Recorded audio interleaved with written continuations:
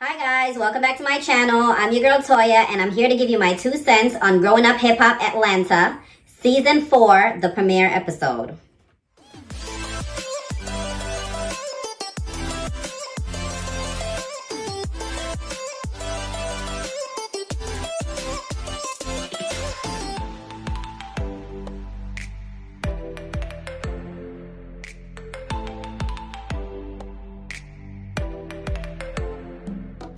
Okay, so we start off this premiere with, a look back on everything that's been going on with COVID-19, as I'm sure many shows are going to start out this way as they come back because it's still happening.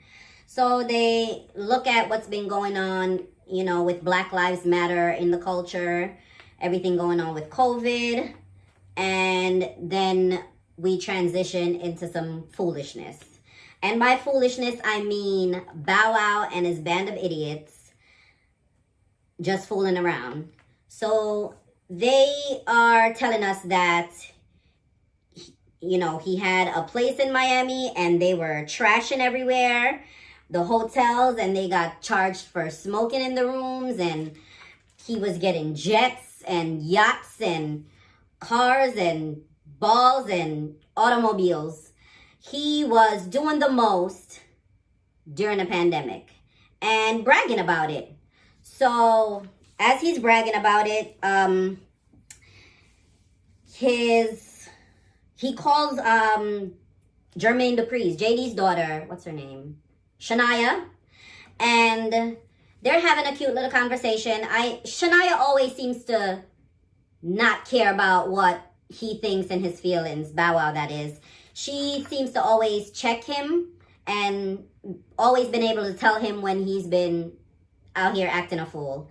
And today was no different. She did the same. She said, I've seen you in Miami with girls' butts in your face. Tell me you didn't see that spit fly out of my mouth. Don't comment below only because of the spit, okay? So, she's telling him, you need to be a little bit more cautious out here because this COVID business is no joke. And then he transitioned into telling her that, he's completed his album, and she says she's proud of him for that. And at least he's talking about business instead of, a bunch of garden tools, if you know what I mean. So, he moves on to telling her, they're talking about being on the front lines and protesting. And while I commend anybody and everybody that's willing to be out there on the front lines, risking their lives, risking their freedoms, risking their health, my 2 cents on this is, Bow Wow, just stay a no-wearing mask ass home, okay? It don't make sense if everybody's dead. Who's gonna be left to fight? Stay home. We move on to Bow Wow calling Ayana, and that's DJ Hurricane's daughter. And she's telling him that, she doesn't feel well. She just got back from a 3-day stay in Miami where she went with her best friend for her birthday, and she came back feeling like she got ran over by a truck. My words, not hers. So she's explaining her symptoms and that she went to the doctor to be tested, and the doctor all but confirmed that she had the vid, but, the test wasn't back yet at that point. But, she was mentally there, in my opinion, that she had the vid, right? So when she's explaining to Bow Wow that, based on her life and the lifestyle that she was living before she had these symptoms, she could only surmise that she got it when she went to Miami. So now all of Bow Wow's friends, the DJ, the BT, Pimpin', and that other not so good looking one that I never cared to know his name, and he's been on the show for some time now, here and there, but I still don't care. I could have looked it up before I made this video, honestly, but I didn't care. right? All right. So, we move on to the brat. The brat. And to be honest, this is one of the reasons why I wanted to review this show. Because I was prepared to come on here and tell you guys, or agree with you guys about like who Brat thought she was fooling when she was in that imaginary closet. Your closet was made out of a glass box. We saw all up in your closet for years, Brat. But I'm not going to go in too hard because, oh my God, they was so cute.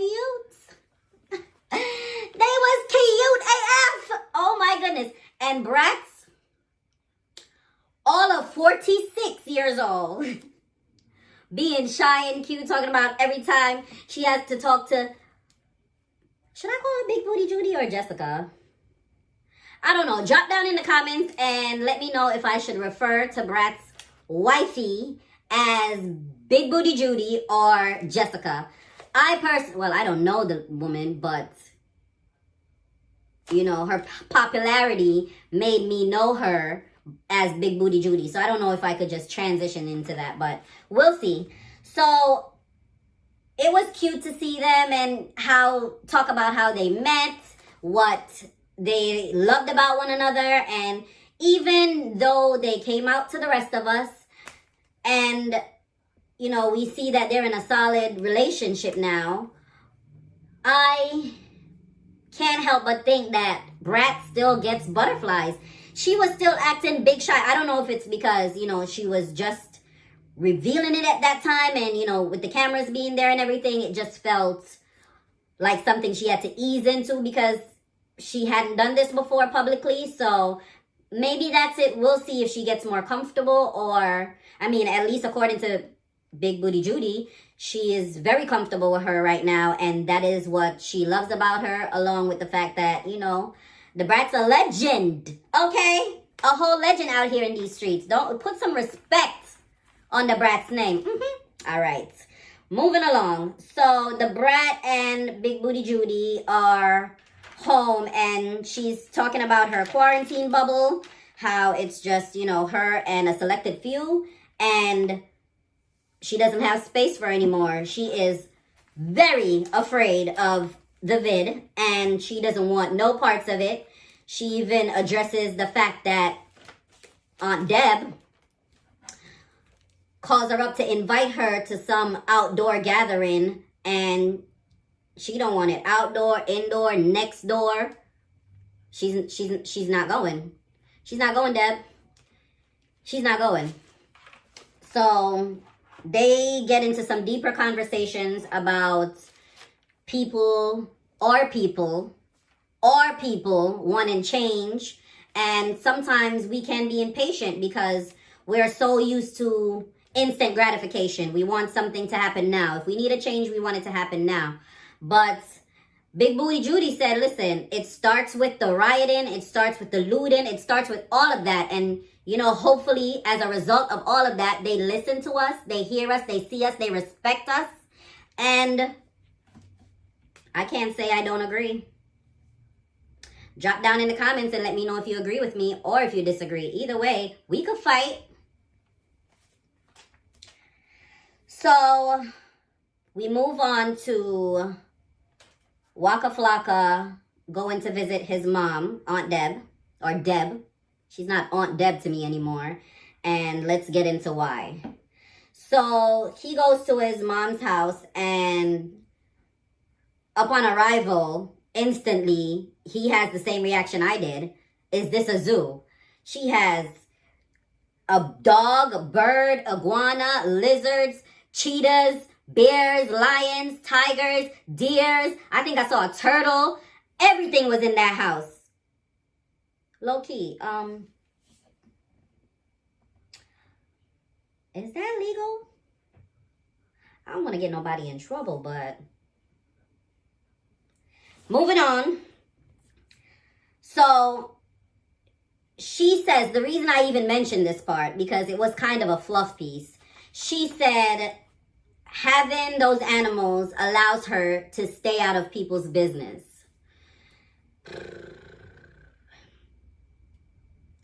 Well, guys, you guessed it. I have no animals. And why? Because I gotta stay in their business. Okay. All right, moving on. So, she calls Ayana. That's Deb. She calls Ayana, and Ayana is telling her, she's not feeling well either, and, telling her it might be COVID. They show concern. Waka's even giving her... Waka's giving her wellness and health advice, and Waka took everything out of that girl's diet. Waka was like, no meat, no starch, no sugar, nothing. Like, basically, Waka just wanted that girl to get some stuff from his homeopathy guy that he did I pronounce that word right? I don't even know. I don't mess with that stuff. Like, give me a Tylenol and let me go lay down. So, they call this guy up, and he has all types of herbs and tonics and potions, and, Deb says she needs to lose a little 35 because she gained some, and Waka was like, we could see you, right? Waka, you was wrong for doing your mom like that. Anyway, so, Waka gets off the phone, and then Deb calls Brat, and after Brat confirms that she's not going to that shindig, Deb reveals that she's a Trump supporter. And when I tell you Deb goes in on why she's a Trump supporter, what you see is what you get. Even if he's gonna screw you, he's gonna let you know, and that's her time. Listen to me. Deb, Brat was trying to reason with her. Waka was trying to reason with her. Waka's explaining like he has done nothing for our people. You are going through a midlife crisis. Are you trying to get some attention from us? Nobody's gonna believe this because it's weird AF. Nobody's saying don't formulate your own opinions about people. Nobody's saying you can't pick who you pick and choose sides in politics because that's democracy. Correct. Okay. So now that we got that straight, you are supporting this man. Hold on. I tried to review these shows, even though they were recorded in the past. I try to review them right along with the viewer as if it's happening today, right? But we all know what happened yesterday. We know what happened yesterday at that state capitol. And we know who's responsible for that. So I'm just going to get online a little bit later and figure out what's Deb's position on this. I don't want my first review for this video to be too long-winded. And I see from the previews that this is going to be an ongoing thing. So I'm going to have enough time to reach all the way up your ass. Whew. I didn't want to sweat for this video. I've been doing good, but Deb almost took me there. Almost. So we take a little break and we come back, and DJ Hurricane, which is Ayana's father, is in the studio talking with a few of his industry buddies about, again, COVID, what their life has been, how long they've been in lockdown, how they've been handling it.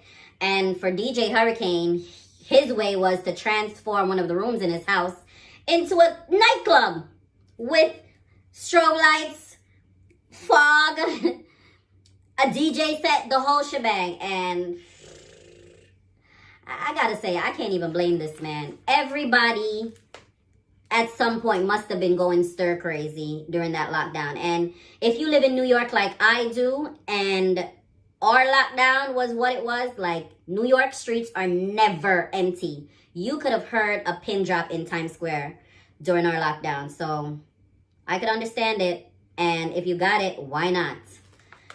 And speaking of gotten it and why not, I'm going to have to talk about a few more things before I go there. So we are still in the studio with DJ Hurricane and his buddies. And while he's there, he gets a phone call from his daughter, Ayana. And they share a cute moment, and he's asking if he could, he tells her he likes her headband or something or other. And I thought that was so cute. I mean, I know she's grown and everything, but I always get soft about a daddy-daughter moment. Should I call him dad? He's not my daddy. Get out your head, T. All right. So DJ Hurricane is in the studio with his buddies, and he is going over, COVID and how that affected all of them. And they do a 2020 recap and saying it was the worst year ever. They lost friends. Kobe died. The virus came. It's still here. The death of George Floyd. Breonna, they didn't mention Breonna Taylor, but you saw where he was going with this. Then came the phone call that you don't know about yet. So his daughter Ayana calls him and they share a cute moment. I love a dad-daughter moment. So he tells her headband is cute and she offers to come do her hair. She says, no, Dad, I can't be around you. And that prompts him to walk out of the studio. So while he's outside, she is letting him know that she tested positive for COVID. And her doctor essentially recommended that she got a nebulizer, which she is about to pick up. And she needed this nebulizer because she could have pneumonia or develop pneumonia from her pre-existing conditions, namely asthma. After they get into all of that, they end the conversation with exchanging I love yous. And he walks back in looking so defeated. You could tell that man really, really loves his daughter. He looks so defeated, guys. Okay, so now we come back from a break. And a part I skipped earlier because I wanted to just clump all of this together. So earlier in the show, Bow Wow and his producer / friend Pimpin go to look at Bentleys. And while he was at the dealership, his manager Andy calls. Andy's telling him, no, that's not a good idea. Don't do it. Cut to Bow Wow signing the papers for a Bentley. So now we're at almost the end of the episode, and Andy and Bow Wow are meeting up at a bar for a meeting to discuss what's going on with him, his finances, his album, what's going on. Talk to me. So manager Andy is explaining, you're doing too much. You're getting jets. You're calling me in the middle of the night wanting yachts and planes and, all these extravagant, opulent things. But you're not out here making the money back. We are experiencing a pandemic right now. How are you not slowing down when everyone else is slowing down? And I would think that even though he's still a young guy, not young enough to be making excuses or making dumb decisions like this, but he's still a somewhat young guy. I can't look at Bow Wow past 16, but he's a somewhat young guy, right? And he's been in the industry long enough to hear stories, to hear horror stories of people going broke. I mean, I don't know if he would have heard about an MC Hammer or anything like that. I'm a little bit more old school, but, I don't understand why someone would have to explain this to you at this point. You have, as much as I like giving you shits, you have had a fairly semi-successful, longish career. So I don't understand why someone would have to explain this to you at this point. But nonetheless, you're pushing back. You're saying you could do what you want to do. And hey, some people just have to learn the hard way. So then he realized he's getting nowhere with Bow Wow with this conversation. And Bow Wow admitted to getting the car. So he moves on and say, let's talk about the songs. Bow Wow goes on and on and on and on and on about his songs. He plays it for everyone. Everyone loves it. Girls are saying they could smash to this song. They would smash him and make a baby to this song. He is going on and on and on. And manager Andy hits him with, of course they all saying yes to your song. Of course they all love it. You know why? Because you're paying for the yachts they're listening to these songs on. You're paying for the clubs they're listening to these songs. You're buying all the drinks they're listening to these songs to. You are providing everything for everyone to say yes. You are around a bunch of yes people. He says, you know what? This album needs producing. You're talking about this is your last album. Your last album before this one was 10 years ago. And you're going out with some half-ass stuff. He's talking about the concept of this album is to depict all his relationships throughout the years. But he misses a whole chunk. And the manager is saying, that's not okay. This album needs some real producing. And he goes, what? Oh, are you saying Pimpin' is not a good producer? And the manager is like, does it look like I'm saying Pimpin' is a good producer? Pick the sense out of the bullshit. Pimpin' ain't producing shit. Pimpin' is over here being a yes man to you, taking advantage of all the Hennessy and the weed and the traveling, the private jets, acting like he ain't never been on a private. Oh God. I like Manager Andy. I don't think I've ever seen that much of Manager Andy. I don't remember Manager Andy. Drop down in the comments and let me know if Manager Andy has ever been on this show. I don't remember it, but I like him. He's not a yes man. Bow Wow throws a tantrum and leaves the meeting, and that's that. Before I go, two things. One, I looked up Bow Wow's net worth, and I know those things, might be off a little bit, but it said Bow Wow is worth $1.5 million. Now, that's nothing to sneeze at. However, at how fast you're going, you could lose that in 6 months. Bruh. You're talking about, going back out on the road and making it because you're doing what you love, but the world is not the same, bruh. So, I suggest you change that mindset, little boy. Thing number 2.